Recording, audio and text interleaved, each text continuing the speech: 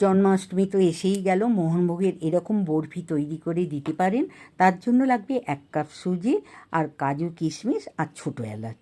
একটা কড়াইতে 1 চামচ ঘি নিয়ে নিলাম, একটা তেজপাতা, ভালো করে নাড়াচাড়া করে 1 কাপ সুজি দিয়ে খুব লালচে করে ভেজে নিতে হবে বরফিগুলো, তাহলে খুব ভালো হবে।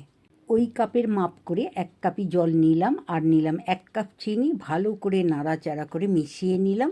এখন যেটুকুনি জল ছিল সেটাও দিয়ে দিলাম। 1 প্যাকেট আমুলিয়া মিশিয়ে নিলাম আর কাজু কিশমিশ পেস্ট করে এর মধ্যে দিয়ে দিলাম।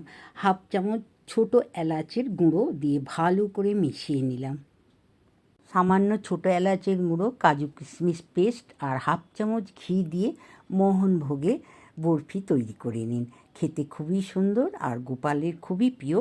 মোহনভোগটা আমার তৈরি হয়ে গেছে।